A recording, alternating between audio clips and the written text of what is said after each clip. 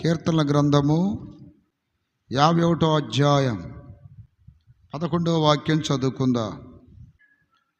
నీ సన్నిధిలో నుండి నన్ను త్రోసివేయకము, నీ పరిశుద్ధాత్మను నా యొద్ద నుండి తీసివేయకము. హల్లెలూయా. ప్రియులారా,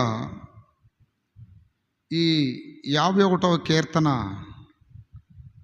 దావీదు ఒక సందర్భంలో బత్షెబాతో పాపము చేసి తన భర్త అయిన ఊరియాను సంపించిన తర్వాత ఏమీ తెలియనివాడు లెక్క సైలెంట్గా ఉన్నప్పుడు నాతాను ప్రవక్త వచ్చి దావీదుకి తన పాపం తెలియపరిచినప్పుడు తాను 7 రోజులు ఉపవాసం ఉండి పశ్చాత్తాపడి కన్నీళ్ళు విడిచి తన పాపాలు ఒప్పుకొని దేవుని సన్నిధిలో మొర్ర పెట్టినప్పుడు రాసిన కీర్తన ఇది. హల్లెలూయా. ఈ కీర్తనలో అనేక విషయాలు వ్రాస్తూ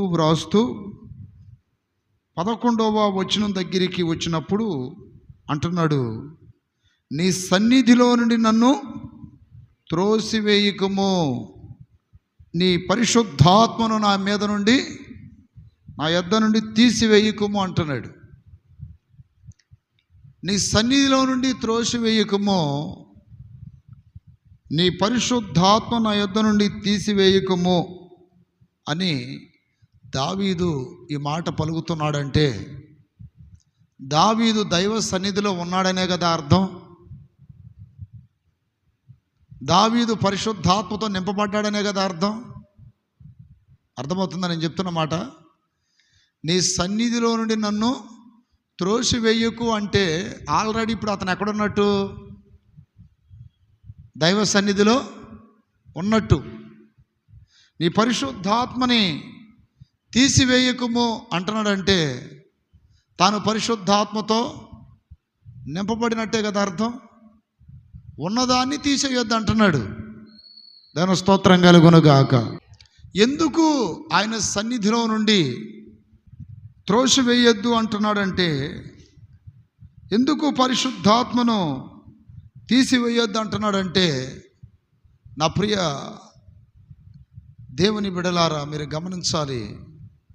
దేవుని సన్నిధిలో నుండి వెళ్ళగొట్టబడటం అనేది ఒక దేవుని బిడ్డకి నిజముగా చాలా చాలా చాలా విషాదకరమైన పరిస్థితి. దేవుని సన్నిధిలో నుండి దేవుడు వెళ్ళగొట్టకూడదు, దేవుని సన్నిధిలో నుండి దేవుడు త్రోసివేయకూడదు.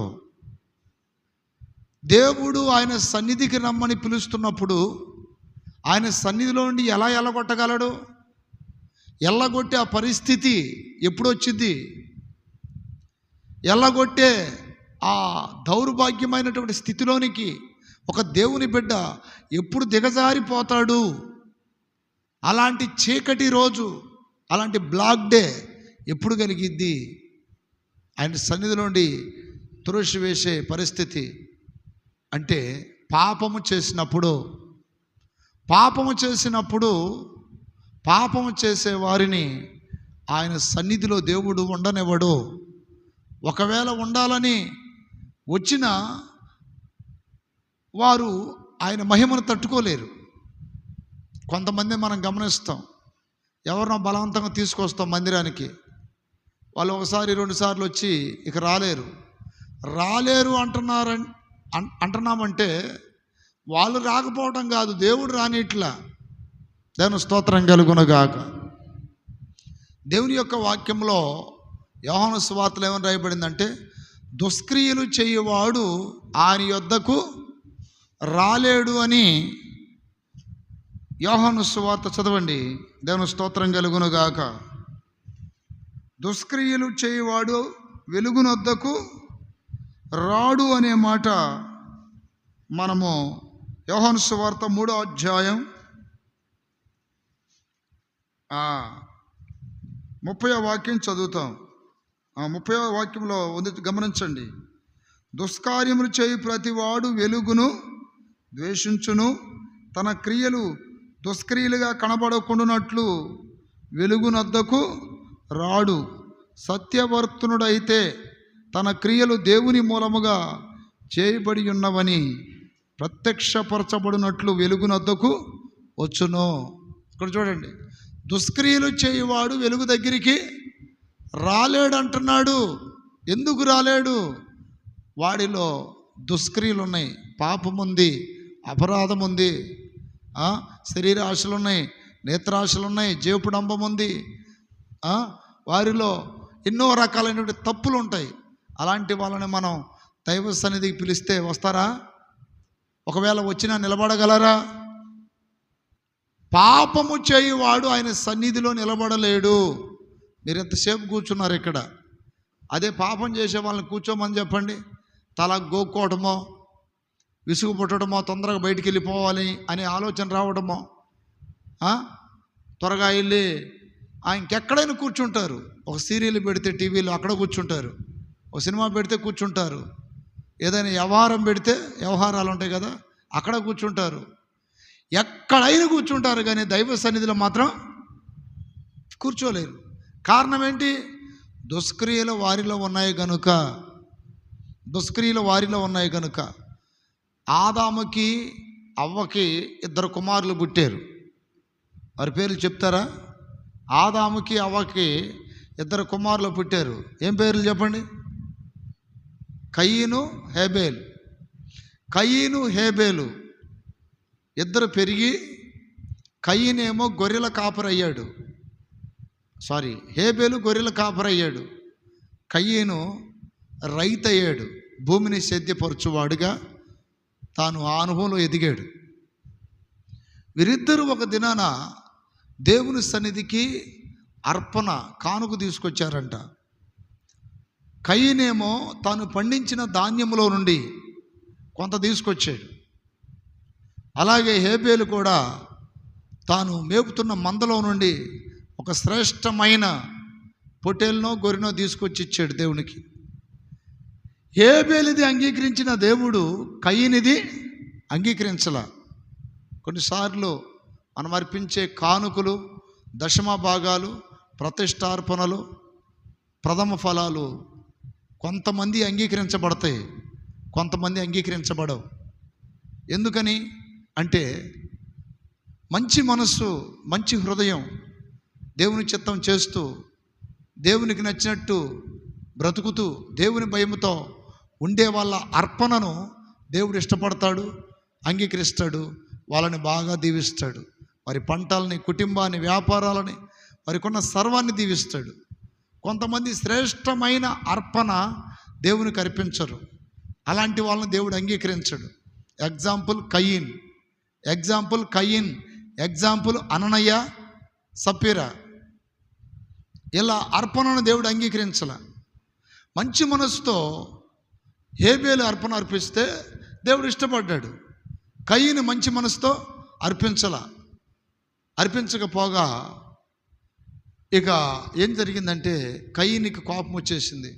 దేవుడు నీ అర్పణని అంగీకరించి నా అర్పణని వద్దంటాడా, నిరాకరిస్తాడా, తృణీకరిస్తాడా అని చెప్పి దేవుని మీద ఉన్న కోపంతో తమ్ముణ్ణి ఒంటరిగా చూసి చంపేశాడు. దేవుని స్తోత్రం కలుగునుగాక. ఈ రాక్షస తత్వమే నేడు కొంతమందిలో కనపడిద్ది.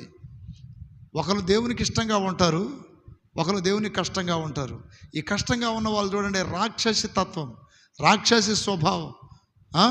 ఈ మనసుతో ఏదైనా చేయాలి అనే విధానంలో మంచి వాళ్ళ మీద, నీతిమంతుల మీద, నెమ్మది పరుల మీద, దేవునికి ఇష్టమైన వారి మీద దీనుల్ని తరుముతూ ఉంటారంట. దీనులను కారణం ఏంటి అంటే వాళ్ళ గుణాలు దేవునికి నచ్చవు, వీళ్ళ గుణాలు దేవునికి అంగీకారంగా ఉంటాయి.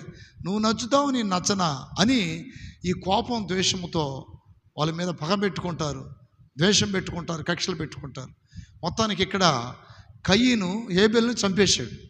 చంపేసినప్పుడు దేవుడు వచ్చి అడుగుతున్నాడు, కయీను నీ తమ్ముడు ఎక్కడా అని అడిగాడు. ఆ మాట అడిగినప్పుడు, అయ్యా నా బలిని నీవు, నా అర్పణను నీవు అంగీకరించకపోగా నా తమ్ముడు అర్పణ నువ్వు అంగీకరించావు కదా, నా అర్పణ అంగీకరించలేదని నేను వాడిని చంపేశాను, ఇదిగో ఇది పరిస్థితి అని చెప్తే బాగుండు. సమాధానం అలా చెప్పట్లా. నా తమ్ముడికి ఏమన్నా నేను కాపలా వాడనా? అర్థమైందా? ఏమన్నాడు? నా తమ్ముడికి నేనేమన్నా కాపలా వాడనా? ఆదికాండం 4వ అధ్యాయం 9వ వాక్యంలో రాయబడింది, నీ తమ్ముడైన హేబేలు ఎక్కడున్నాడని కయీన్ని అడగగా అతడు, నీ నెరుగను, నా తమ్మునికి నేను కావలి వాడనా అనెను. చూడండి ఎవరితో మాట్లాడుతున్నాడు? భూమిని ఆకాశములను సృష్టించిన మహాదేవునితో ఎలా మాట్లాడుతున్నాడు చూడండి. కొంతమంది మాట్లాడటం కూడా తెలియదండి.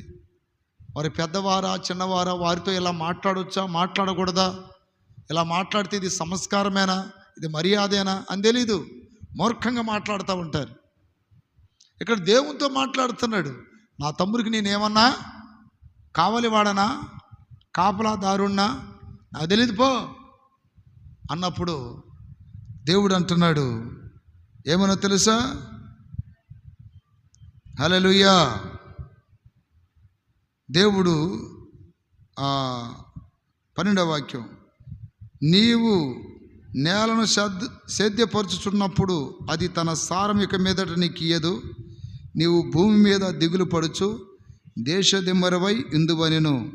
కయీను అందుకు కయీను, నా దోష శిక్ష నేను భరింపలేనంత గొప్పది, నేడు ఈ ప్రదేశం నుండి నన్ను వెళ్ళగొట్టితివి, నీ సన్నిధికి రాకుండా వెలివేయబడి, ఇక్కడ గమనించండి, నీ సన్నిధికి రాకుండా వెలివేయబడి దిగులు పడుచు భూమి మీద దేశదిమ్మరణై ఉందును. చూసారా?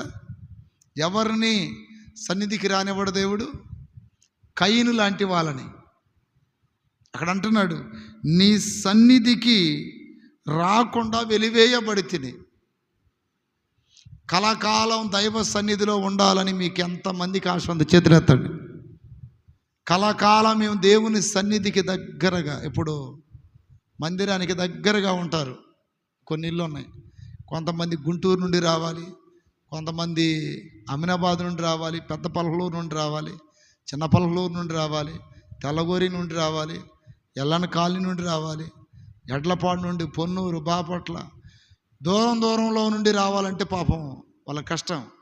కానీ పక్కనే ఉన్నారు చూడండి మీరు. నిజంగా వాళ్ళకంటే మీరు ధన్యులా కాదా? ధన్యులా కాదా? బాలేశ్వరులకైతే అసలు ఆనుకునే ఉంది చర్చి. దాని స్తోత్రాలు చెప్పండి.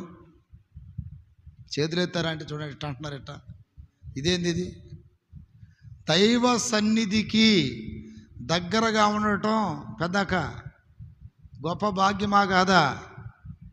పాపం పొద్దున అంతా యాడిపోయిందో, దాని స్తోత్రం యాడిపోయిందో. దైవ సన్నిధి దగ్గరగా ఉన్నప్పుడు దాన్ని కాపాడుకోకపోతే సన్నిధి మనకు చాలా దూరం అయిపోయింది. మీకు అర్థమైందా? దైవ సన్నిధి దగ్గరగా ఉన్నప్పుడు మనం అది భాగ్యముగా ఎంచుకోవాలి. దాని స్తోత్రం కలుగునుగాక. జకర్యా గ్రంథం 3వ అధ్యాయం 7వ వాక్యములో ఆయన సన్నిధిలో నిలబడటం భాగ్యము అంటాడు.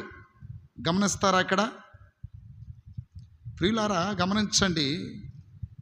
ఆయన సన్నిధిలో ఉండటం అనేది ఏంటంట? భాగ్యము.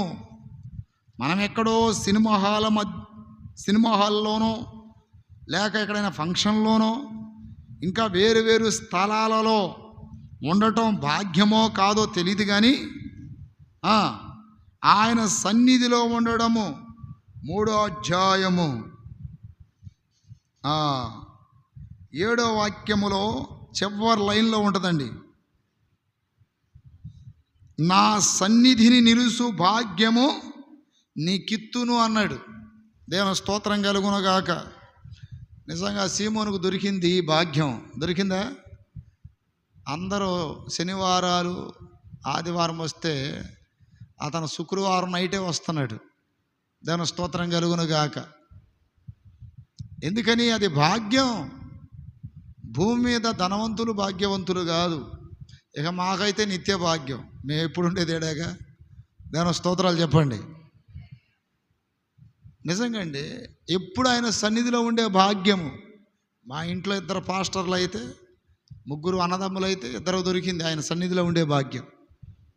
ఇంకొక ఆయన ఉన్నాడు పాపం, ఆయన ఒకసారి ఉండడు, ఇంట్లోనే సరిగా ఉండడు, అక్కడ ఇక్కడ తిరుగుతూ ఉంటాడు. ఆ రాజకీయ నాయకుల వెనకాల, ఈ రాజకీయ నాయకుల వెనకాల. కుదురుగా ఒక రోజల్లా కట్టేయలేము అతన్ని. దాని స్తోత్రం. నాకు కుదురుగా లోకంలో తిరగాలంటే నా వల్ల కాదు. ఈ అంతున 2-3 రోజులు రూములో ఉండమంటే ఉంటా, కానీ బయట తిరగడం అంటే నాకు ఇష్టం ఉండదు. దాని స్తోత్రం. ఆయన సన్నిధిలో ఉండేది ఒక భాగ్యం. అదేగా రాయబడింది అక్కడ, నీ సన్నిధిలో ఉండే భాగ్యం. ఆ భాగ్యం ఎవరికి ఇస్తానంటున్నాడు?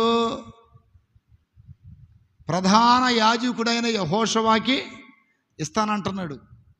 ఎందుకు? నీవు దేవుని స్తోత్రం కలుగును గాక. అక్కడ అంటున్నాడు చూడండి, నా మార్గములలో నడుచుచు నేను అప్పగించిన దానిని భద్రముగా గైకొనిన ఎడల. ఎప్పుడంట? ఆయన మార్గాలలో నడుచుచు ఆయన అప్పగించినది భద్రముగా గైకొనిన ఎడల. ఏం అప్పగించాడు ఆయన? మనకి వాక్యమును అప్పగించాడు, ఆయన ఆజ్ఞలను, కట్టడలను, విధులను అప్పగించాడు.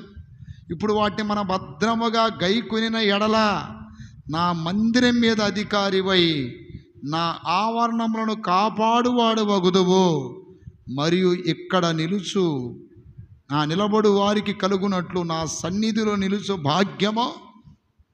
దేవుని స్తోత్రం కలుగునుగాక. ఈ మాట కానీ మీకు అర్థమైతే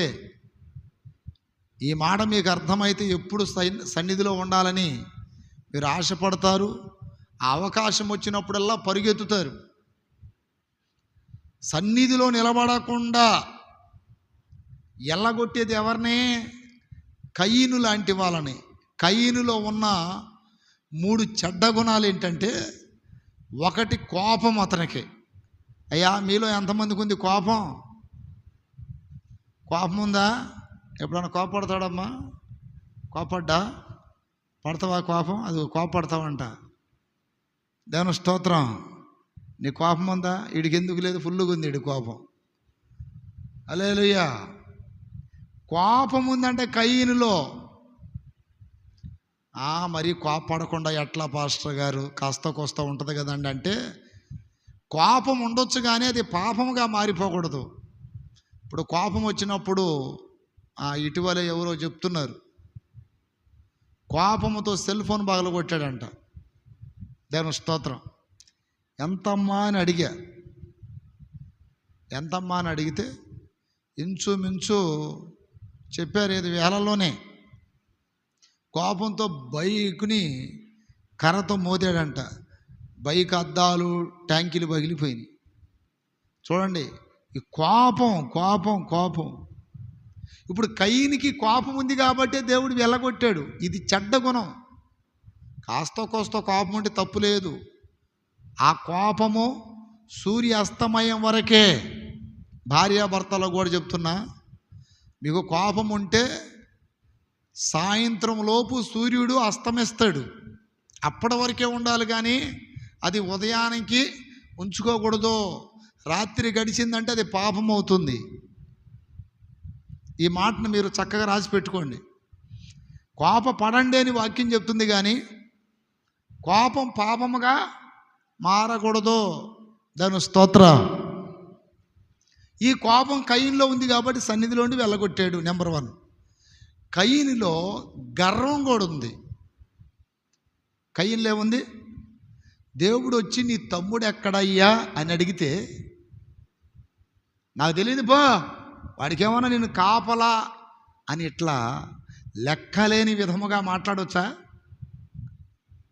దేవునితో అలా మాట్లాడొచ్చా? ఒక పోలీస్ ఆఫీసర్ వచ్చి ఏదైనా అడిగాడు అనుకోండి, నాకు తెలియదు పో అని గర్వంగా మాట్లాడి ఒప్పుకుంటాడా? ఒక అధికారి వచ్చి ఏదైనా మాట్లాడినప్పుడు చక్కగా సమాధానం చెప్పాలి కదా. ఎవరు ఒప్పుకోరు. భార్య కొన్ని సందర్భాల్లో భర్తని లెక్కలేని విధంగా మాట్లాడితే భర్తే ఒప్పుకుంటాడా? నీకు ఈ మధ్య ఏం పెరిగింది అంటాడు? నోరు పెరిగింది, గర్వం పెరిగింది, అహంకారం పెరిగింది, ఇంకేదో పెరిగింది అంటాడు. కానీ ఇక్కడ కయీను అతనికి నేను కాపలానా నాకు తెలియదు అన్నట్టుగా గర్వంగా మాట్లాడుతున్నాడు. అలా మాట్లాడకూడదు. బైబిల్ వాక్యంలో ఏమని రాయబడిందంటే దేవుని బిడ్డల మాట ఉప్పు వేసినట్టు ఉండాలి అని రాయబడింది. ఏం వేసినట్టు ఉండాలి? పెద్దక్క అన్నేసి చూడు నన్నేసి చూడు అంటదంట. దేవుని స్తోత్రం. ఎవరో ఒక పెద్ద ఆయన పాపం అందరి ఆరోగ్యం కొరకు ఆయన ఎన్నో వీడియోస్ పెడతా ఉంటాడు యూట్యూబ్లో. ఆయన అంటాడు అన్నీ తినండి, ఉప్పు తినొద్దు అంటాడు. ఉప్పు చక్కెర ఎందుకనో పాపం వాడి మీద అంత ద్వేషం ఆయనకి. అన్నీ తినండి కానీ ఏం తినొద్దు? ఉప్పు చక్కెర. ఆయన కూడా తినడంట. అని చెప్తాడు నేను తినట్లేదు, మీరు తినొద్దు. కానీ మనం దేనికి అలవాటు పడ్డాం? ఉప్పుకి చక్కెరకి అలవాటు పడ్డాం కదా. ఉప్పు లేకుండా తింటారా? నేను స్తోత్రం. అన్నేసి చూడు నన్నేసి చూడు అని ఎందుకన్నది? ఉప్పుకి అలవాటు పడ్డాం మనం. సరే, అది కొన్ని రోగాలను తయారు చేసిద్దేమో తెలియదు కానీ అట్లా. ఇక్కడ జాగ్రత్తగానండి, మన మాట ఉప్పు వేసినట్టు మర్యాదపూర్వకంగా ఉండాలి. ఇప్పుడు పాపాత్మురాలైన ఒక స్త్రీ వ్యభిచారం ముందు పట్టబడితే అందరూ రకరకాలుగా మాట్లాడారు. యేసయ్య ఏమని పిలిచాడు? అమ్మా. ఏమని పిలిచాడు? ఆయన మాట వైనం ఎంత బాగుందో చూడండి. మాట వైనం. కొంతమందికి మాట్లాడటం కూడా చేత కాదు. ఆడవాళ్ళని ఎలా మాట్లాడాలో తెలియదు, మగవారితో ఎలా మాట్లాడాలో తెలియదు. భాష అనేది కరెక్ట్గా ఉండాలి. మాట ఉప్పు వేసినట్టు ఉండాలి. నీ మాట చక్కనిది, మృదువైనది, ఉప్పు వేసినట్టుకుంటే 10 మందితో నీకు స్నేహం ఏర్పడిద్ది. నీ మాట చక్కగా లేకపోతే 10 మందితో స్నేహం కట్ అయిపోద్ది. ఆమె సరిగా మాట్లాడలేదు, అతను సరిగా మాట్లాడలేదు. మన మాటే బంధాలను కలుపుతుంది, మన మాటే బంధాలని తెంచుతుంది. అందుకని మాట కరెక్ట్గా ఉండాలి. మాట కరెక్ట్గా ఎవరికి వస్తుందంటే దీనులకు. యేసు ప్రభువారు మాట్లాడినట్టు ఎవరు మాట్లాడలేదని బైబిల్ వాక్యంలో ఒక వ్యక్తి కాదు, కొంతమంది సాక్ష్యం చెప్తారు. ఆ మనుషుడు మాట్లాడినట్టు ఎవరో మాట్లాడలేదు. దేవుని స్తోత్ర. చక్కగా ప్రత్యుత్తరం ఇచ్చుట యెహోవా వలన కలుగును. ఇప్పుడు మీలో పరిశుద్ధాత్మ పొందిన దేవుని బిడ్డలు ఉన్నారు, దేవుని ఆత్మతో నింపబడ్డవారు ఉన్నారు. చక్కగా ప్రత్యుత్తరం ఇవ్వటం నేర్చుకోవాలి. సరైన సమాధానం ఇవ్వటం కూడా రాకపోతే అది పరిశుద్ధాత్మ అనుభవం కాదు. పరిశుద్ధాత్మ దేవుడు చక్కగా మాట్లాడే కృపనిస్తాడు. దాని స్తోత్రం.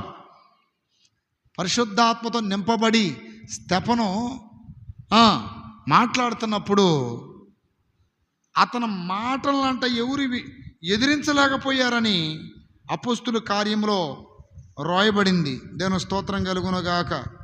చేతులు పైకెత్తి గట్టిగా చెప్పండి. అపోస్తుల కార్యం 6వ అధ్యాయం 10వ వాక్యంలో రాయబడింది, మాటల యందు అతడు అగపరిచిన జ్ఞానమును, అతనిని ప్రేరేపించిన ఆత్మను వారు ఎదిరింపలేకపోయేరి. చాలా చక్కగా మాట్లాడుతున్నాడండి, చాలా చక్కని సంభాషణ అండి, చాలా చక్కని వివరణనండి. భాష నేర్చుకోవాలి. లోడాబెడ అర్థం కాకుండా గర్వంగా అహంకారంగా నీ భాష రావటం అనేది అది ఆత్మీయులకు ఉండదగ్గ విషయమో కాదు. చక్కగా మాట్లాడాలి. 2, ఇప్పుడు ఇతడు గర్విష్ఠుడు. కయీను ఎవరండి? గర్విష్ఠుడు, సరిగా మాట్లాడట్లా. కయీన్లో ఉన్నటువంటి 3వ చెడ్డ గుణం ఏంటంటే ఎదుటి వారు బాగుపడుతుంటే ఓర్చుకోలేడు. సరే, తాను అర్పించిన అర్పణని దేవుడు అంగీకరించినప్పుడు, తన తమ్ముడు అర్పించిన అర్పణని దేవుడు అంగీకరిస్తే, పోనీలే నా తమ్ముడే కదా, వాడు నేను వేరా, మేమిద్దరం ఒకటే కదా అనుకున్నాడా? అటనుకోలా. వాడు అంగీకరించబడటం ఏంటి, నేను అంగీకరించబడకపోవటం ఏంటి? చేతులు పైకెత్తి ఇక్కడికి వెళ్ళి చెప్పండి. ఈ పిల్లలు కూడా అప్పుడప్పుడు నేను గమనిస్తుంటా పిల్లల్ని. ఈ మధ్య పిల్లలు నా దగ్గరికి వచ్చి, అన్న మాకు ఏదన్నా ఒక ఆట చెప్పు, మేము ఆడతాము అన్నారు. ఏదో నేను చిన్నప్పుడు నాకు తెలిసిన ఒక చిన్న ఆట ఒకటి ఉంటే చెప్పా. ఇలా ఆడుతూ ఇద్దరు మాత్రం గెలిచారు, మిగతా వాళ్ళు ఓడిపోయారు.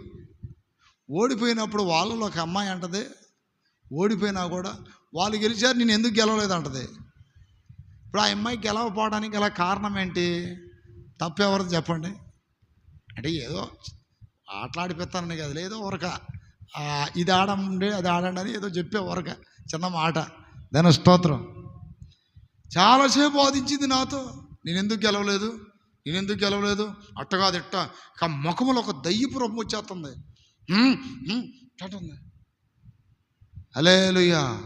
పానీలే, వాళ్ళు ఈసారి గెలిచారు కదా, నేను తర్వాత గెలుస్తాననే మనసు రాట్లా. ఒక వికృతి రూపం వచ్చేస్తుంది. అంటే వాళ్ళు ఎందుకు గెలవాలి, నేను ఎందుకు ఓడిపోవాలి? పానీలే, వాళ్ళు ఇప్పుడు గెలిచారు, నేను తర్వాత గెలుస్తానంటే ఆ మనసు వచ్చింది అనుకోండి, అది ఎంత మంచి మనసు. ఈసారి వాళ్ళు రేపు నేను అవుతాను అనుకుంటే బాగుంటుంది. కానీ మానవ బుద్ధి ఏంటంటే, నేనే అన్నిట్లో ఫస్ట్ ఉండాలి, మిగతా వాళ్ళందరూ లాస్ట్ ఉండాలి. ఆ మనసు ఉంటే వాళ్ళని దేవుడు లాస్ట్ పెడతాడు, మంచి మనసు ఉన్న వాళ్ళని ముందు పెడతాడు. నా మాట ఎంతమందికి అర్థమైంది? అందరికంటే నేనే హైలో ఉండాలంటే అందరికంటే కింద స్థానానికి నువ్వు వెళ్ళిపోతావు. అందరికంటే పైన నేను ఉండాలి అనకూడదు. అందరిలాగా నేను ఉండాలి, అందరు కూడా బ్రతకాలే, వాళ్ళు కూడా కాస్త కోస్తో సంపాదించే అనుభవంలో ఉండాలి, వాళ్ళు బాగానే ఉండాలి అనుకుంటే నీవు నీ కుటుంబం బాగుపడుద్ది. కాదు, ఈ కాలనీ మొత్తంలో నేనే హై స్థాయిలో పై స్టేజ్లో ఉండాలనుకుంటే నీకు పై స్టేజ్ లేకుండా చేస్తాడు దేవుడు. దాని స్తోత్రం కలుగునగాక. ఎప్పుడైనా 10 మందితో నేను కూడా ఒక్కడనే అనుకుంటే ఓకే. కాదు, 10 మంది నా కాళ్ళ కింద ఉండాలి, నేను హైలో ఉండాలంటే నువ్వు ఎప్పుడు కింద స్థాయికి వెళ్ళిపోతావు. నా మాట ఎంతమందికి అర్థమవుతుంది? 10 మంది బాగుండాలి, నేను బాగుండాలనుకోవాలి. ఆ పిల్ల అసలు వాదిస్తుందండి. నేను గట్టిగా అరిచా, అట్లా ఏంటమ్మా ఓడిపోయావు కదా, ఏదో నేను గమనిస్తున్నాను దూరం నుండి కూర్చొని, నేనేదో వాక్యం చదువుకుంటూ గమనిస్తున్నా. చూడండి అడవాదన. వాళ్ళు ఏమంటారు, అన్న ఈ అమ్మాయి ఓడిపోయింది అయినా సరే ఎందుకు అంటే నేను ఓడిపోలేదు గెలిచాను అన్నట్టుగా మాట్లాడుతుంది. ఆ బుద్ధి ఎవరికి ఉందంటే ఈ కయీనుకు ఉంది. ఇప్పుడు హేబేలు ఇచ్చిన అర్పణ నా దేవుడికి నచ్చినప్పుడు నువ్వు కూడా మంచి అర్పణ ఇస్తే దేవుడు అంగీకరిస్తాడుగా. ఏ తాలు గింజలో తీసుకొస్తే అంగీకరిస్తాడా దేవుడు? చెప్పండి. మీరు కూడా దేవుడికి ఏదైనా తెచ్చేటప్పుడు మంచి తీసుకురండి. హల్లెలూయా. మూలన దేనికి పనికి రాకుండా స్టోర్ బియ్యం ఉన్నాయి, టక్కన మందిరం గుర్తొచ్చింది అక్కడ వేద్దామన్నారా? కష్టమే. నా మాట ఎంతమందికి అర్థమవుతున్నాయి? మనకు పనికిరాని తీసుకెళ్ళి దేవుడికి ఇవ్వకూడదు. అలాంటి పని చేశాడు ఈ కయీను. అందుకని దేవుడు అతని అర్పణను దేవుడు అంగీకరించాల. దేవుని స్తోత్రం కలుగును గాక. ఏదైనా సరే మన కంటికి శ్రేష్టమైనది అన్నదే మనం దేవుడికి తీసుకెళ్ళి ఇవ్వాలి. మన కంటికి నచ్చింది దేవుడికి ఇవ్వాలి. ఇప్పుడు ఇతరులో ఉన్న చెడ్డ గుణం ఏంటంటే, ఎదుటివారు బ్రతుకుడు ఉంటే వారవలేని గుణం, సహించలేని గుణం, ఓర్చుకోలేని గుణం. ఈ తత్వము ఉండకూడదు దేవుని బిడ్డలకి. దాని స్తోత్రం కలుగునుగాక. ఈ 3 కారణాలను బట్టి దేవుడు అతన్ని ఏం చేశాడు? ఆయన సన్నిధిలో నుండి నేను అడుగుతున్నప్పుడు చెప్పండి, ఆయన సన్నిధిలో నుండి వెళ్ళగొట్టేశాడు. ఈ 3 లక్షణాలు ఉండటం వలన, ఒకటి కోపం, రెండోది గర్వం, మూడోది అసూయ. మూడోది ఏంటంట? అసూయ. దాని స్తోత్రం కలుగునుగాక. దైవ సన్నిధిలో నిలబెట్టుకునేది ఎవరినయ్యా అంటే యెహోషువ లాంటి వాళ్ళను. యెహోషువ ఏం చేశాడు? యెహోషువని దేవుడు మురికి వస్త్రాలు తీసేసి ప్రశస్తమైన వస్త్రాలతో నింపాడు. దాని స్తోత్రం కలుగునుగాక. ఆ తర్వాత మందిరాన్ని కట్టినట్టు బైబిల్లో ఉంది. నా ప్రియమైన బిడ్డలారా, ఆయన సన్నిధిలో ఉండటం ఎంత భాగ్యం, ఎంత గొప్ప సంగతి. ఆయన మందిరములో ఎప్పుడు కనపడటం. ఒక సందర్భంలో దావీదు అంటాడు ఏమని? కీర్తన గ్రంథం చదవండి. కీర్తనల గ్రంథము హల్లెలూయ 84వ కీర్తన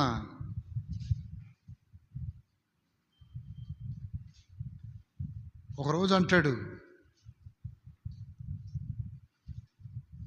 ఏమనంటే 4వ వాక్యం, నీ మందిరమునందు నివసించువారు ధన్యులు, వారు నిత్యము నిన్ను స్తుతించుదురు. చూడండి, మందిరములో నివసించేవారు ధన్యులు అంటున్నాడు. ధన్యకరమైన అనుభవం. నా ప్రియమైన బిడ్డలారా, 2:3లో కూడా రాయబడింది, యెహోవా మందిర ఆవరణములను చూడవలెనని నా ప్రాణం ఎంతో ఆశపడుచున్నది, అది సొమ్మసిల్లుచున్నది. జీవం గల దేవుని దర్శించుటకు నా హృదయమును నా శరీరమును ఆనందముతో కేకలు వేయుచున్నవి. సైన్యములకు అధిపతియగు యెహోవా నా రాజా, నా దేవా, నీ బలిపీఠము నొద్దనే పిచ్చుకులకు నివాసము దొరికెను, పిల్లల పెట్టుటకు వానకోవిలకు గూటి స్థలం దొరికెను. ఇక్కడ చూడండి, ఒకరోజు దేవుని మందిరం దగ్గరికి వెళ్తే బలిపీఠం కనపడిందంట. బలిపీఠం క్రింద పిచ్చుకులు కనపడాయంట. బలిపీఠం క్రింద వానకోవిలకు గూటి స్థలం కనపడిందంట. అంటే అది అక్కడికి వెళ్ళినప్పుడు నేను కూడా ఈ పిచ్చుకులాగో వానకోవిల్లాగో ఎప్పుడు ఇదిగో నీ మందిర ఆవరణంలో ఉంటే ఎంత బాగుండేది. ఇప్పుడు ఆ పిచ్చుకలు అక్కడ గూడు ఏర్పాటు చేసుకున్నాయి అంటే ఎప్పుడు ఎక్కడ ఉంటాయి? అయ్యి మందిరంలోనే ఉంటాయి. దేవుని స్తోత్రం కలుగునుగాక. మందిరములో గూడు ఏర్పాటు చేసుకోవటం. నువ్వు లోకంలో ఎక్కడైనా తిరుగు, ఎక్కడైనా ఉండు, అది నీకు ధన్యకరమైన అనుభవం కాదు, అది భాగ్యము కాదు. దైవ సన్నిధిలో ఉండటమే గొప్ప భాగ్యము. దేవుని స్తోత్రం కలుగునుగాక. హల్లెలూయ. ఇక్కడ రాజు అండి, ఇతను దావీదు రాజు. ఎంత ఆశపడుతున్నాడు. దేవుని స్తోత్రం కలుగునుగాక. అప్రియమైన బిడ్డలారా, నీ సన్నిధిలో నుండి నన్ను త్రోసి వేయకమో. కోరాహు కుమారులు రాసిన ఈ 84వ కీర్తనలో వాళ్ళ అనుభవాలు చెప్తున్నారు. నీ మందిరంలో ఉండటం ధన్యతనై. హల్లెలూయా. ఆయన సన్నిధిలో ఉండటానికి దేవుడు అందరికీ అవకాశం ఇవ్వడు. నా మాట ఎంతమందికి అర్థమైంది? ఆయన సన్నిధిలో ఉండే ఈ గొప్ప భాగ్యం కలిగిన మీరు నిజంగా నా ప్రియ దేవుని బిడ్డలారా ఎంతో ధన్యులు. ఈ ధన్యకరమైన జీవితాన్ని మీరు కాపాడుకోవాలి. ఇక్కడ దావీదు నీ సన్నిధిలో నుండి నన్ను త్రోసివేయకమని ఎందుకు అంటున్నాడంటే పాపము చేయడం వలన. ఈ రోజున నీవేదైనా పాపము చేసి అది కప్పిపుచ్చుకొని దానిని ఒప్పుకొని విడిచిపెట్టకుండా పశ్చాత్తాపడకుండా ఆ పాపంతోనే నువ్వు కొనసాగుతున్నట్లయితే ఏదో ఒక దినాన దైవ సన్నిధిలో నుండి త్రోసివేయబడే ఆ దౌర్భాగ్య పరిస్థితి, ఆ చీకటి దినము నీకు కలిగిద్ది. అందుకని ఆయన సన్నిధిలో ఉండినట్లు రోజు ప్రార్థన చేయాలి. దావీదు అడిగింది అదే. దావీదు ఏమని అడుగుతాడు? సమూయేలు 2వ గ్రంథం ఒక దినాన దైవ సన్నిధికి వెళ్ళి అంటున్నాడు, దేవా, నేను వెండి బంగారములు అడగట్లేదయ్యా, ఆస్తులు పాస్తులు అడగడం లేదయ్యా, ఇంకా శత్రువుల ప్రాణాలు అడగడం లేదయ్యా. నేను అడుగుతున్నది ఒకటయ్యా.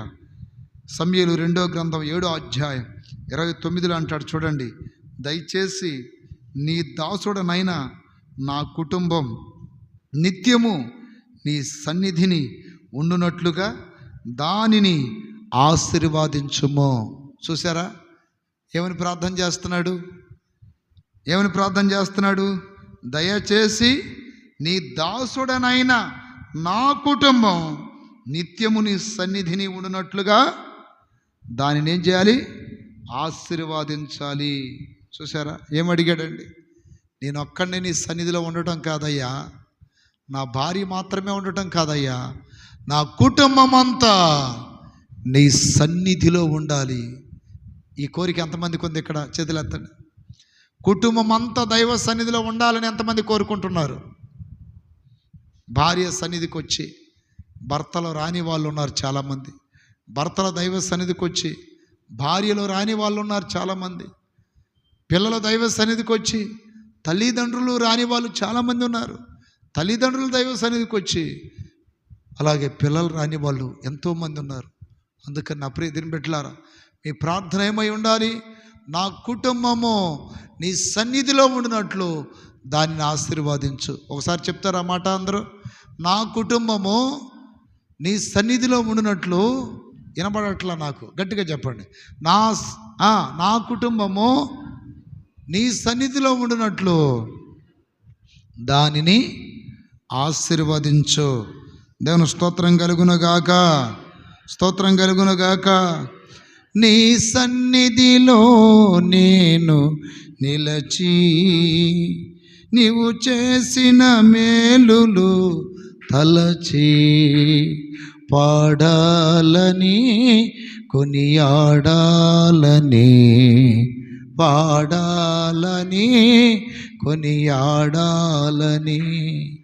హల్లెలూయా.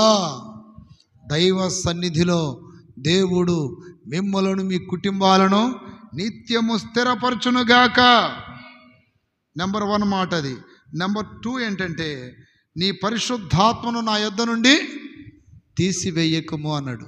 పరిశుద్ధాత్మని దేవుడు ఇచ్చి మరలా తీసివేస్తాడా? ప్రశ్న.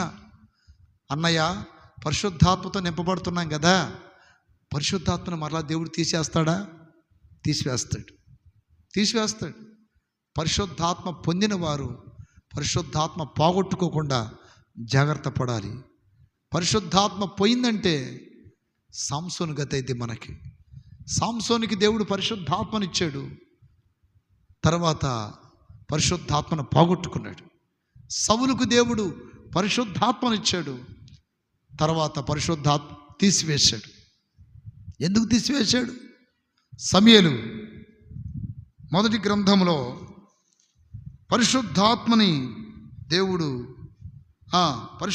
దేవుడు సౌలును విడిచిపెట్టిపోయాడని 16వ అధ్యాయం 1 సమూయేలు గ్రంథము 16వ అధ్యాయం 14వ వాక్యంలో రాయబడిందండి.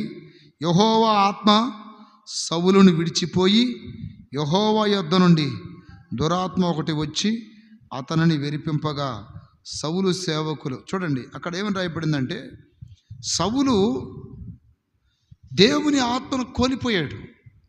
యెహోవా ఆత్మ సౌలుని విడిచిపోయి యెహోవా యొద్ద నుండి దురాత్మ ఒకటి వచ్చెను. నిజంగా ఎంత బాధాకరమైన విషయం అండి అది. పరిశుద్ధాత్మ పొందటం ఎంత కష్టతరం. పరిశుద్ధంగా ఉంటే పరిశుద్ధాత్మ వస్తుంది. ఫిలిప్పు సమరయ ప్రాంతం వెళ్ళి వాక్యం ప్రకటించి అనేక అద్భుత ఆశ్చర్య కార్యాలు సూచక్రియలు చేసి దయ్యాలను వెళ్ళగొట్టి రోగులను స్వస్థపరిచినప్పుడు ప్రభుయందు విశ్వాసముంచి అనేక మంది బాప్తిసాలు పొందిన తదుపరి అపోస్తులు అక్కడికి వెళ్ళి ఒక పరిశుద్ధాత్మ కోటను ఏర్పాటు చేసి అందరి మీద చేతులు ఉంచినప్పుడు అందరు ఆత్మతో నింపబడ్డారు. కానీ గారడి సీమోనికి పరిశుద్ధాత్మ రాకపోవడం చూసి వెండిని తీసుకొచ్చి పేతురు గారి దగ్గర పెట్టి అంటున్నాడు, మీరు ఎవరి మీద చేయి పెడితే వారికి పరిశుద్ధాత్మ వస్తుంది, అదే వరము నాకు ఇవ్వగలరా అని అడిగితే పేతురు అంటున్నాడు, నీ వెండి నీతో కూడా నశించునుగాక. పరిశుద్ధాత్మని వెండితో బంగారంతో కొనాలని చూస్తున్నావా? నీ హృదయము దేవుని ఎదుట సరిగా లేదు, నీవు ఘోర దుష్టత్వంలో ఉన్నట్టు నాకు కనపడుతుంది అన్నాడు. అంటే హృదయం సరి చేసుకొని ఘోర దుష్టత్వంలో ఉండి విడుదల పొందిన వారికి పరిశుద్ధాత్మ వస్తుంది. హల్లెలూయా! పరిశుద్ధాత్మ నింపుదల కలుగుతుంది. మరల విడిచిన పాపాలని, విడిచిన ఆ లోకాన్ని, విడిచిన ఆ కంపుని, ఆ పంది గుణం, కుక్క గుణం మళ్ళీ ఆశపడి వెళ్తే ఖచ్చితంగా ఆత్మను మనం కోల్పోతాం. వాక్యం చెప్తుంది, ఆత్మను దుఃఖపరచుకుడి, ఆత్మను ఆర్పేసుకోమాకండి అంటాడు. ఎఫెసీయులకు రాసిన పత్రికలో దుఃఖపరచకుడి అంటున్నాడు. తెస్సలోనికైలకు రాసిన పత్రికలో ఆర్పుకోమాకండి అంటున్నాడు. ప్రియ దేవుని బిడ్డలారా, విశ్వాసులారా, ఈ చివరి దినాలలో ఎంతోమంది పరిశుద్ధాత్మని ఆర్పేసుకుంటున్నారు, పరిశుద్ధాత్మని దుఃఖపరుస్తున్నారు. పరిశుద్ధాత్మ పొందటం ఎంత కష్టమో తెలుసా? ధనం ఇస్తే వచ్చేది కాదు, తలాంతులను బట్టి, అందాన్ని బట్టి, వేరే విధముగా రికమెండేషన్లతో వచ్చేది కాదు. పరిశుద్ధాత్మ అనుభవం అనేది అది ఎంత గొప్ప విషయం. చూడండి, ఇక్కడ అందరి మీద చేతులు పెడితే ఆత్మ వచ్చింది, గారడి సీమోని మీద చేయి పెడితే ఆత్మ రాలా. ఎందుకని? తాను ఘోర దుష్టత్వంలో ఉన్నాడు, హృదయం సరి చేసుకోలేదు. ఈ రోజున పరిశుద్ధాత్మ కూటములో నువ్వు సరి చేసుకొని ఏదైనా లోపాలు, ఏదైనా పాపాలు ఉంటే సరి చేసుకుంటేనే పరిశుద్ధాత్మను పొందగలవు. పెంతెకొస్తు దినాన యేసుప్రభువు వారు ఆరోహణమైన తర్వాత 120 మంది మేడగదిలో 10 రోజులు ఉపవాసాలు ఉండి పరిశుద్ధాత్మ కొరకు కనిపెడితే 1-4 వచనాల్లో పరిశుద్ధాత్మతో నింపబడి అందరూ అన్య భాషలతో మాట్లాడారని లేఖనంలో రాయబడింది. సంఘము ఆవిర్భవించింది అప్పుడే, సంఘ స్థాపన జరిగింది అప్పుడే. ఆ తర్వాత పేతురు వాక్యం చెప్పినప్పుడు అనేకులు వాక్యం చేత పడవబడి మారు మనసు పొంది, ఆ తర్వాత 3,000 మంది బాప్తిసాలు పొంది సంఘములోనికి చేర్చబడ్డారు. వారు ప్రార్థన యందు, సహవాసమందు, రొట్టె విరుచుడి యందు, అపొస్తలుల బోధ యందు ఎడతెగకుండిరి అని దేవుని యొక్క వాక్యం సెలవిస్తుంది. పరిశుద్ధాత్మ అనుభవం అప్రియదని బిడ్డలారా చాలా శ్రేష్టమైన అనుభవం. ఆ అనుభవాన్ని పొందిన వారు పోగొట్టుకోకుండా చాలా జాగ్రత్తగా ఉండాలి. దేవుని స్తోత్రం కలుగునుగాక, స్తోత్రం కలుగునుగాక. పరిశుద్ధాత్మ మనల్ని సర్వసత్యంలో నడిపిస్తుంది. పరిశుద్ధాత్మ మనల్ని సరైన మార్గంలో నడిపిస్తుంది. ఆత్మచేత నడిపించబడతాం. పరిశుద్ధాత్మతో నింపబడితే ఆత్మచేత ఎందరైతే నడిపించబడుతారో వారే దేవుని కుమారులని రోమాపత్రిక 8వ అధ్యాయం 12, 13, 14 వాక్యాల్లో రాయబడిందండి. ఆ వచనాల్లో ఉంటుంది. ఆత్మచేత నడిపించబడ్డవాడే దేవుని కుమారుడు. ఈరోజు నా ప్రియమైన బిడ్డలారా, నీవు ఆత్మను పొంది ఆత్మచేత నడిపించబడి ఆత్మచేత శరీర క్రియను చంపి నీవు దేవుని కుమారునికి కుమార్తెగా పిలువబడాలి. దేవుని స్తోత్రం కలుగునుగాక. అయితే ఇక్కడ సౌలు దేవుని ఆత్మను కోల్పోయాడండి. దేవుని ఆత్మను కోల్పోయాడు. కారణం ఏంటి? అతనిలో ఉన్నటువంటి 3 చెడ్డ గుణాలు ఏంటో చెప్పమంటారా? ఒకటి అవిధేయుడు. దేవుడు అమాలేకీల మీదకి వెళ్ళి యుద్ధం చేసి దేనిని తీసుకురావద్దు, దేన్ని బ్రతకనియొద్దంటే రాజుని, పశువులను బ్రతకనిచ్చాడు. సమూయేలు వచ్చి అడిగాడు, దేవుడు ఆజ్ఞ పాటించావా, చెప్పింది చేసావా అంటే ఓ చేశానన్నాడు. ఈ అరుపులేంటి అని అడిగినప్పుడు ఇవి నీ దేవుడని యెహోవాకి అర్పించడానికి తీసుకొచ్చానన్నాడు. అప్పుడు సమూయేలు అంటాడు, ఒక మనుషుడు దేవుని మాట వినుట కంటే బలులు అర్పించుట కంటే దేవుని మాట వినటం శ్రేష్టము. ముందు మాట వినటం నేర్చుకో. ఈ బలులు అవి కాదు. నా ప్రియమైన బిడ్డలారా, అవిధేయత. ప్రారంభంలో సిట్ అంటే కూర్చున్నాడు, స్టాండ్ అంటే లేసాడు. దైవజనుని మాటకి ఎంతో విధేయత చూపిన వాడు సౌలు. రాను రాను రాను రాను అతనికి అవిధేయత ఏర్పడింది. ఆ? లెక్కలేని స్థితి ఏర్పడింది. ఈరోజున దైవ సేవకులు అంటే మీకు లెక్క ఉందా? దైవ సేవకుల మాటకి మీరు విధేయత చూపుతున్నారా? సేవకుల మాటకు లోబడితేనే దేవుని మాటకు లోబడినట్టు. మీ మాట వినువాడు నా మాట వినును, మిమ్మల్ని నిరాకరించువాడు నన్ను నిరాకరించును. దైవ సేవకుల మాటకు లోబడి సంపూర్ణంగా విధేయత చూపితేనే పరిశుద్ధాత్మను కాపాడుకోగలం. ఇక్కడ దైవజనుడు సమూయేలు మాటకి సౌలు లోబడలేదు. దేవుని ఆజ్ఞను మీరాడు, పాపం చేశాను అంటాడు తర్వాత. కానీ అప్పటికే యెహోవా ఆత్మ అతన్ని విడిచిపెట్టి వెళ్ళిపోయింది. ఈరోజు నా ప్రియ దేవుని బిడ్డలారా, విధేయులకు అనుగ్రహించబడు ఆత్మని అపొస్తలుల కార్యంలో రాయబడింది. విధేయత కలిగిన వారికి ఆత్మ వస్తుందంట. కానీ సౌలు స్టార్టింగ్లో విధేయత చూపాడు, తర్వాత అవిధేయత కనపరచటం వలన దేవుని ఆత్మ కోల్పోయాడు. రోజు ప్రార్థన చేసుకోండి, అయ్యా మేము నీకు విధేయత చూపుదము గాక. నీ వాక్యానికి, దైవ సేవకులకు, ఆత్మకి విధేయత లోబడే మనస్సు మేము కలిగి ఉందము గాక అని ప్రార్థన చేయండి. ఎల్లప్పుడూ పరిశుద్ధాత్మ మీ మీద ఉంటుంది. ఎల్లప్పుడూ పరిశుద్ధాత్మతో మీరు నింపబడగలరు. హల్లెలూయా. పరిశుద్ధాత్మను పోగొట్టుకుంటున్నాడు ఇక్కడ. రెండో చెడ్డ గుణం ఏంటంటే, అతడు నా ప్రియ దేవుని బిడ్డలారా, దైవజనుడు అర్పించవలసిన బలిని తొందరపడి అర్పించాడు. దైవ సేవకులకి కొన్ని బాధ్యతలు అప్పగించాడు దేవుడు.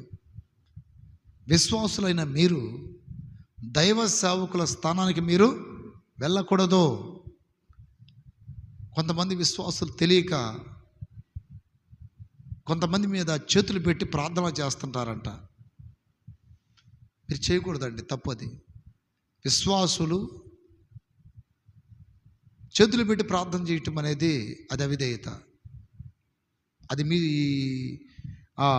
మీ బాధ్యత కాదు. అది తొందరపడి ఎవరి మీద చేయి పెట్టమాకండి. కొంతమంది అలా పెట్టి చాలా శిక్షలు అనుభవించారు.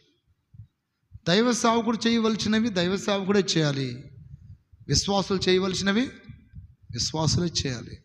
దాని స్తోత్రం కలుగున గాక. ఇక్కడ దైవజనుడు అర్పించవలసిన బలిని తొందరపడి అర్పించాడు. రెండో తప్పు, దైవ సేవకుడికి ఇవ్వాల్సిన ఏదైనా సరే అది దైవ సేవకుడికే ఇవ్వాలి. మనం ఈ కానుకలు కానీ, దశమ భాగాలు కానీ, తర్వాత దయ్యాలను ఎలగొట్టడం కానీ, రోగుల మీద చేపెట్టి ప్రార్థన చేయటం కానీ, ఏదైనా గృహ దర్శనాలు చేయటం కానీ, పరిశుద్ధాత్మతో అభిషేకించబడి దేవుని పిలుపు పొంది, దేవుని ఏర్పాటు పొంది సేవకుడు అలాంటి అర్హతలు ఉన్నవాడు మాత్రమే మన మీద చేపెట్టి ప్రార్థన చేయాలి. ఎవరంటే వాళ్ళ చేత మనం ప్రార్థనలో చేపించుకోకూడదు. ఎవరికంటే వారికి మనం అర్పణలు ఇవ్వకూడదు. దేవుని స్తోత్రం కలుగునగాక. రెండో అతనిలో ఉన్నటువంటి చెడ్డ గుణం. మూడోది ఏంటంటే, దేవుడు ఇతరులో ఉన్న అవిధేయతను బట్టి కళల ద్వారా, దర్శనం ద్వారా, ఊరీము ద్వారా, తుమ్మీము ద్వారా సౌలుతో మాట్లాడటానికి దేవుడు ఇష్టపడినప్పుడు మాట్లాడేంతవరకు ఆయన దగ్గర కనిపెట్టాలిగా, మాట్లాడేంతవరకు ఆయన దగ్గర ఎదురు చూడాలిగా. తొందరపడి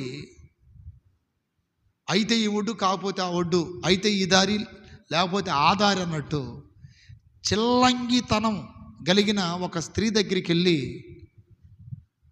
నా ప్రియ దేవుని బిడ్డలారా విచారించాడని బైబిల్ వాక్యంలో రాయబడింది. దీంట్లో మనం నేర్చుకోవాల్సిన విషయం ఏంటంటే, చావైనా రేవైనా, చావైనా బ్రతుకైనా మనం ప్రభు దగ్గర అడగాలి, ప్రభు వైపే చూడాలి. నిజమైన దేవుణ్ణి మాత్రమే మనం నమ్మాలి, ఆరాధించాలి. అంతేగాని అయితే ఈ ఒడ్డు కాకపోతే ఆ ఒడ్డు అని అంటే, అయితే యేసు ప్రభు వారు, అయితే మందిరం, లేకపోతే వేరే దారులు చూసుకోకూడదు. అర్థమైందా? వేరే రాళ్ళకి, రప్పలకి, చెట్లకి, శామలకి, తాయితలకి, అంతరాలకి ఇటువైపు మొగ్గారా మీ కుటుంబాలు ఆరిపోతాయి. జాగ్రత్త, మీ కుటుంబాలు కూలిపోతాయి, చావైన బ్రతుకైనా. కానీ ఇక్కడ సౌలు దేవుడు మాట్లాడకపోవడం చూసి చిల్లంగి తన ఒక మాంత్రికురాల దగ్గరికి వెళ్ళాడంట. అంటే ఒక మాంత్రికురాలు అంటే చేతబడి, మన భాషలో చెప్పాలంటే ఒక భూత వైద్యురాలు అనుకోండి, అలాంటి దాని దగ్గరికి వెళ్ళాడని లేఖనంలో రాయబడింది. ఈ 3 చెడ్డ గుణాలను బట్టి దేవుడు తన మీద నుండి ఏం తీసేశాడు? పరిశుద్ధాత్మనే తీసేశాడు. పరిశుద్ధాత్మ పోగొట్టుకోవడానికి గల 3 కారణాలు ఇవే. ఒకటి అవిధేయత, రెండోది తనకి సంబంధించినటువంటి ఒక పై స్థాయి, అంటే దైవ సేవకులకున్న బాధ్యత, దైవ సేవకులకున్న అర్హత, తనకు అర్హత ఉందన్నట్టుగా తొందరపడ్డాడు, బలర్పించాడు. మూడోది మాంత్రికురాల దగ్గరికి వెళ్ళాడు. ఈ 3 తప్పులను బట్టి ఆత్మను కోల్పోయాడు. నా ప్రియమైన బిడ్డలారా, పరిశుద్ధాత్మ దేవుడు మనకి ఇవ్వబడటం అనేది ఒక వరం. అది హల్లెలూయా. పరిశుద్ధాత్మ అనే వరం పొందాం మనం. ఆ వరం వచ్చినప్పుడు శక్తి పొందుకుంటాం. ఆ వరం మనల్ని సర్వసత్యములోనికి నడిపిస్తుంది. ఆ పరిశుద్ధాత్మ దేవుడు మన ఆత్మ దాహాన్ని తీరుస్తాడు. ఆ పరిశుద్ధాత్మ దేవుడు ఎక్కడ ఉంటే ప్రభువే ఆత్మ, ప్రభు ఆత్మ ఎక్కడ ఉండునో అక్కడ స్వాతంత్ర్యము, అంటే విడుదల ఉంది. బాగా ఆత్మతో నింపబడి ప్రార్థన చేస్తే రోగాల నుండి విడుదల, బాగా ఆత్మతో నింపబడి ప్రార్థన చేస్తే అశాంతి నుండి, అసమాధానం నుండి విడుదల, బాగా ఆత్మతో నింపబడి ప్రార్థన చేస్తే దుష్ట శక్తులు, దురాత్మ శక్తుల నుండి విడుదల కలుగుతుంది. ఆత్మ ఎక్కడ ఉంటే అక్కడ స్వాతంత్ర్యం ఉంటుంది. తన స్తోత్రం కలుగునగాక. గలతీయులకు రాసిన పత్రికలో ఏమని రాయబడిందంటే, పరిశుద్ధాత్మ అద్భుతాలు సృష్టించిద్దంట. శక్తి చేత, బలము చేత జరగని కార్యములు ఆత్మ ద్వారా జరుగుతాయి. ఆయన పరిశుద్ధాత్మనిచ్చి మీ మధ్యలో అద్భుతాలు చేయిస్తాడు అని రాయబడింది. బాగా ఆత్మతో నింపబడి మనం దేవుని సన్నిధిలో నమ్మకంగా ఉంటే అద్భుతాలు జరుగుతాయంట. అవ్వవు అన్న కార్యాలు కూడా జరుగుతాయి. అవ్వవు అన్న కార్యాలు. పరిశుద్ధాత్మకి అంత శక్తి ఉంది. హగ్గయి కాలంలో దేవుని మందిరం కట్టడానికి వారికి ధైర్యం చాలకపోతే దేవుడు అంటాడు, నా ఆత్మ మీ మధ్యలో ఉన్నది, ధైర్యం తెచ్చుకోండి. ఎందుకంటున్నాడు ఆ మాట? మందిరం కట్టడానికి డబ్బు కావాలి, మందిరం కట్టడానికి వస్తువులు కావాలి, మెటీరియల్. అవి కదా అడగాల్సింది. అవి అడగట్లా. అవి అంటే అవి పంపిస్తానని చెప్పట్లా దేవుడు. నా ఆత్మ మీ మధ్యలో ఉన్నది. పరిశుద్ధాత్మ దేవుడు మనతో ఉంటే ధనం ఉన్నట్టే, వస్తువులు ఉన్నట్టే, అన్నీ ఉన్నట్టే. దేవుని స్తోత్రం కలుగునుగాక. నా ఆత్మ మీ మధ్యలో ఉన్నది, భయపడకుడి అంటాడు. ధైర్యం తెచ్చుకోండి అంటాడు. హగ్గయి గ్రంథం తీయండి. హగ్గయి గ్రంథంలో ఉంటుందండి ఆ మాట. నా ఆత్మ మీ మధ్యలో ఉన్నది, భయపడకుడి. దేవుని స్తోత్రం కలుగునుగాక. హల్లెలూయా. 2వ అధ్యాయం 5వ వాక్యంలో అంటున్నాడు చూడండి, నా ఆత్మ మీ మధ్యలో ఉన్నది గనుక భయపడకుడి.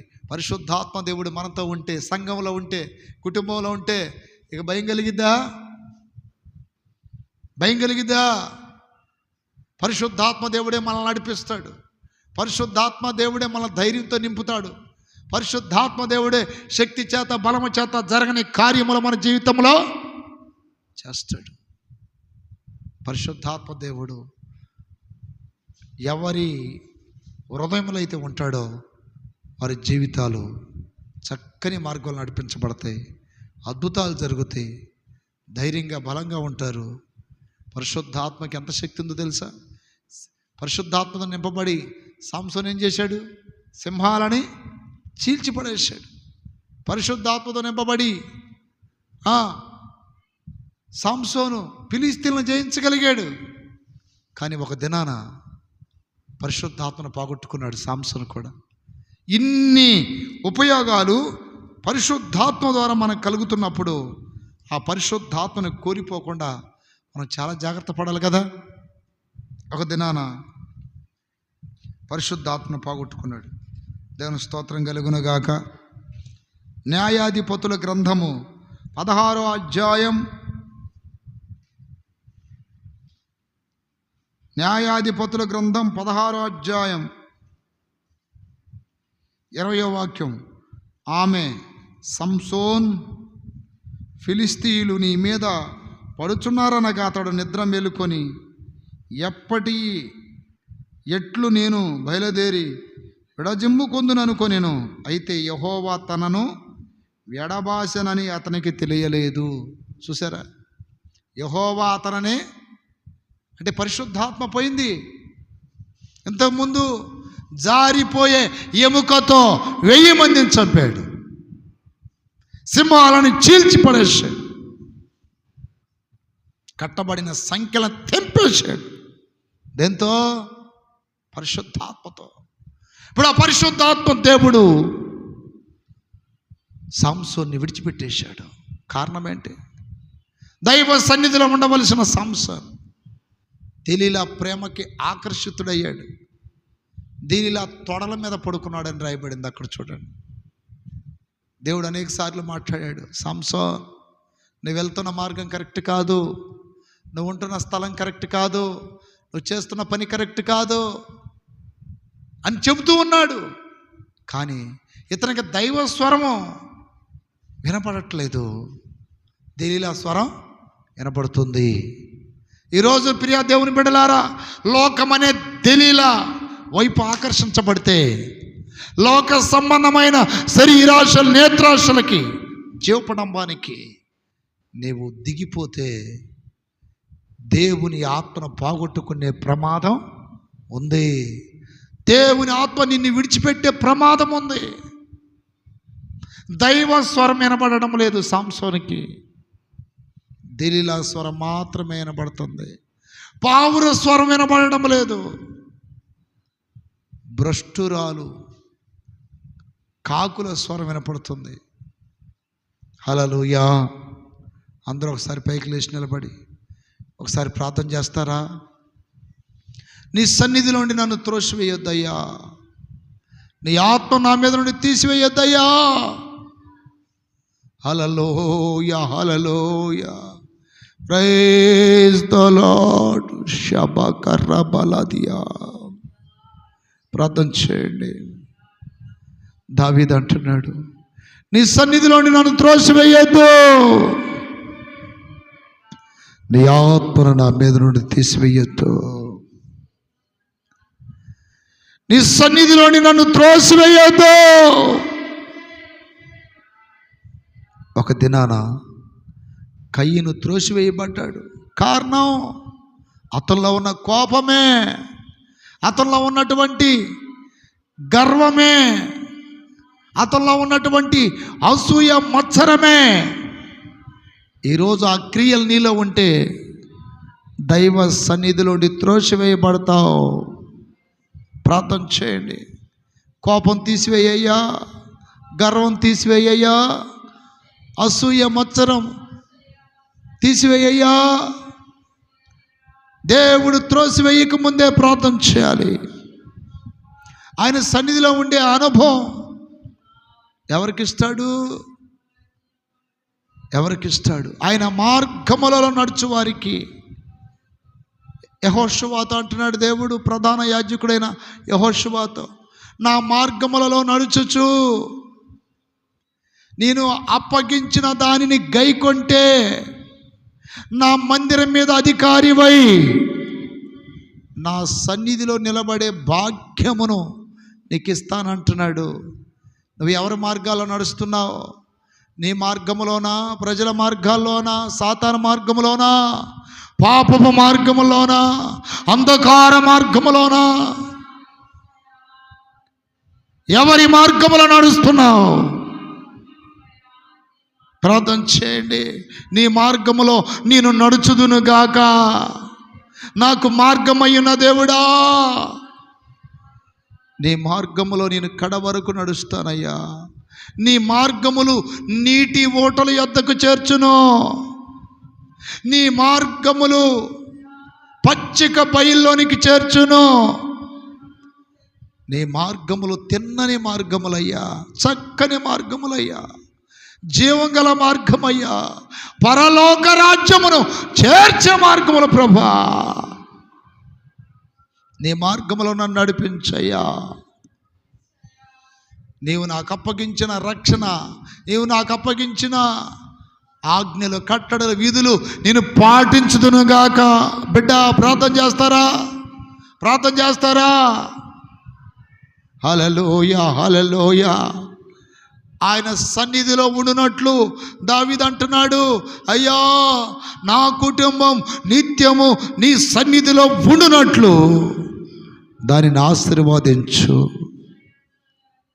నా కుటుంబం లోకంలో ఉండకూడదయ్యా, నా కుటుంబం పాపంలో ఉండకూడదయ్యా, నా కుటుంబం సాతానులో ఉండకూడదు, అంధకారంలో ఉండకూడదు, నీ సన్నిధిలో ఉండునుగాక.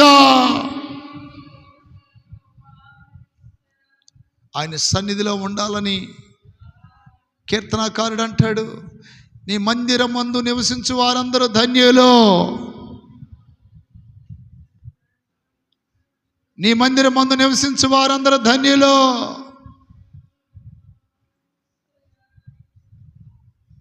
బలిపీఠం క్రింద పిచ్చుకులకు నివాసము దొరికింది, వాన కోవిలకు నివాసం దొరికింది. నాకు అలా దొరికితే ఎంత బాగుండు అని ఆశపడుతున్నాడు. ఈరోజు నీకు దైవ సన్నిధి అంటే ఆశ ఉందా? మందిరం అంటే ఆశ ఉందా? దేవుని సన్నిధిలో గడపాలని ఆశ ఉందా?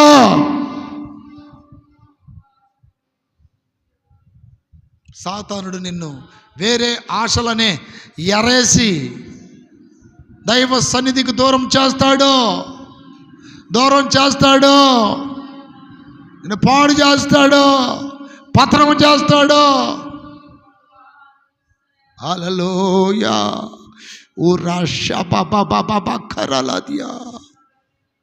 నీ సన్నిధిలోని నన్ను త్రోసివేయొద్దయ్యా అని పాపము చేసిన దావీదు ఏడుస్తున్నాడు. దైవ సన్నిధి అంటే చులకన? దైవ సన్నిధి అంటే నీకు తేలికైపోయిందా? ఆయన సన్నిధిలో ఉండటం ఎంత భాగ్యము. నీ ఆత్మ నా మీద నుండి తీసివేయకయ్యా అంటున్నాడు. మారు మనసు పొందిన వారికి పరిశుద్ధాత్మ వస్తుంది. మారు మనసు బాప్తిసం పొందిన వారికి పరిశుద్ధాత్మ వస్తుంది. పరిశుద్ధాత్మ పొందిన తర్వాత నువ్వు ఎంత జాగ్రత్తగా ఉండాలి. సౌలులాగా అవిధేయత చూపిస్తే, సౌలులాగా నీ బాధ్యతను మరచిపోయి నువ్వు ప్రవర్తిస్తే, సౌలులాగా అన్య కార్యాల వైపు మొగ్గు చూపితే దేవుని ఆత్మను కోల్పోతావు, దేవుని ఆత్మను కోల్పోతావు. సాంసోను వలె లోకమనే దెలీలా వైపు ఆకర్షించబడి నీ వేషం మారి, భాష మారి, ప్రవర్తన మారి, నీ స్థితి మారితే దేవుడిని విడిచిపెట్టే ప్రమాదం ఉంది. దేవుడి విడిచిపెడితే నీ జీవితం అంధకారమయం అవుతుంది. దేవుడి విడిచిపెడితే ఆనంద సంతోషాలు కరువైపోతాయి. దేవుడిని విడిచిపెడితే సాతానుడు నిన్ను తన కబంధ హస్తాలు బంధించి నలిపేస్తాడు, నీకు నెమ్మది లేకుండా చేస్తాడు. హల్లెలూయా, హల్లెలూయా. అదిగో కీర్తనాకారుడు వలె ప్రార్థన చేయండి.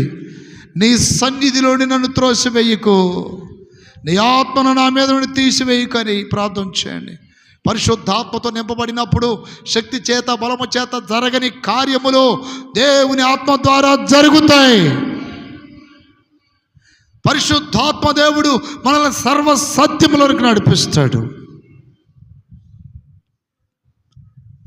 పరిశుద్ధాత్మ దేవుడు మనల్ని బలపరుస్తాడు, మనలో ఉన్న శరీర క్రియలను చంపుతాడు.